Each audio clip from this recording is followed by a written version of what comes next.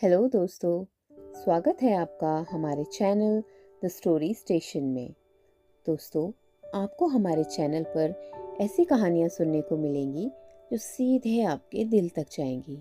तो दोस्तों, अगर आपको हमारी वीडियो अच्छी लगे तो हमारी वीडियो को लाइक कीजिए, कमेंट कीजिए, हमारे चैनल को सब्सक्राइब कीजिए और हमारे वीडियो को ज़्यादा से ज़्यादा अपने फ्रेंड्स एंड फैमिली के साथ शेयर कीजिए। तो दोस्तों, आज की कहानी शुरू करते हैं। खाली कुर्सी और ठंडा चूल्हा। दोस्तों, कहानी शुरू होती है एक छोटे से शहर के एक पुराने लेकिन सुंदर घर से, जहां पंडित दीनानाथ और उनकी पत्नी पार्वती रहते थे। दीनानाथ ने अपनी पूरी जिंदगी की कमाई लगाकर अपने बेटे आकाश को शहर के सबसे बड़े स्कूल और कॉलेज में पढ़ाया। पार्वती आज भी वो दिन याद करती है जब आकाश छोटा था और अगर उसे कभी चोट भी लगती तो दर्द उसके माँ बाप को होता था। दीनानाथ ने अपनी ज़रूरतों को मारा ताकि आकाश के पास ब्रांडेड जूते, कपड़े, नई साइकिल हों। दीनानाथ ने खुद फटी हुई बनियान पहनी पर बेटे को नया कोट सिलवा कर दिया। अब आकाश बड़ा हो गया था और शहर में एक बहुत बड़ी एमएनसी में जॉब करने लगा, जहां उसकी मुलाकात निशा से होती है। निशा जो एक बहुत मॉडर्न ख्यालात की लड़की है, जिससे आकाश की शादी हो जाती है। शुरुआत में तो सब ठीक रहता है, लेकिन धीरे धीरे दूरियां बढ़ने लगती हैं। निशा को लगता है कि सास ससुर के साथ रहना उसकी प्राइवेसी में दखल है। आकाश जो कभी अपने पिता की उंगली पकड़कर चलता था, अब अपनी पत्नी की बातों में आकर अपने माँ बाप को एक बोझ समझने लगा।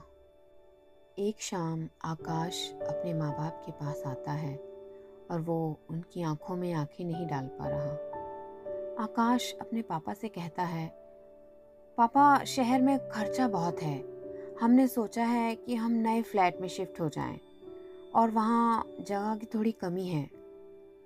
पार्वती को लगा शायद वो उन्हें साथ ले जाएगा, लेकिन आकाश ने आगे कहा, पापा, आप लोग यहीं गांव वाले घर में रहिए, हम आपको पैसे भेज दिया करेंगे।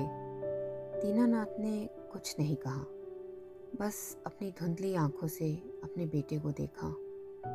वो बेटा जिसे उन्होंने चलना सिखाया था, वही आज उन्हें अकेला छोड़कर जा रहा था।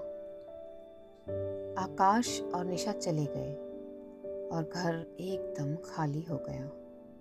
पार्वती रोज गेट पर बैठती, इस उम्मीद में कि शायद आकाश का फोन आए या वो सरप्राइज देने आ जाए। दीनानाथ बीमार रहने लगे, लेकिन उन्होंने आकाश को कभी नहीं बताया कि वो परेशानी में है। घर का वो कोना जहां आकाश के बचपन की यादें थीं, अब वहां सिर्फ धूल थी। एक दिन पार्वती ने फ़ोन किया तो निशा ने फ़ोन उठाया और उसने कहा, मम्मी जी, हम पार्टी में हैं, बाद में बात करेंगे।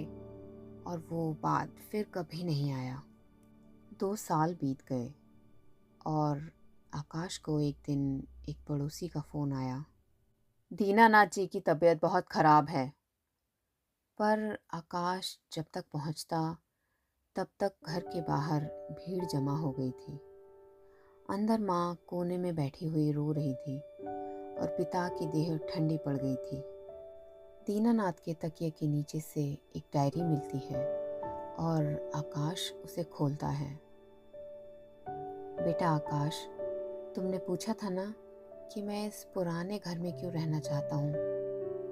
क्योंकि इस घर की दीवारों में तुम्हारी वो किलकारियाँ आज भी गूंजती हैं जो तुमने 5 साल की उम्र में भी की थी। तुम्हें लगता है हम बोझ हैं, पर एक बाप के लिए बेटा कभी बोझ नहीं होता।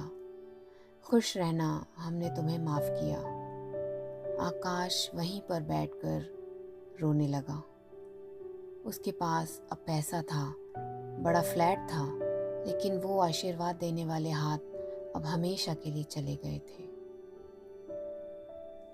वो दरवाज़ा आज भी हर दस्तक पर कांप उठता है, शायद मेरा बेटा आया होगा, ये सोचकर एक बाप उठता है। पूरी दुनिया के लिए वो एक बड़ा आदमी बन गया, पर मेरी गोद का वो नन्हा आकाश कहीं खो गया। तो दोस्तों, स्टोरी स्टेशन पर आज की कहानी यहीं तक। मिलते हैं फिर एक और नई कहानी में।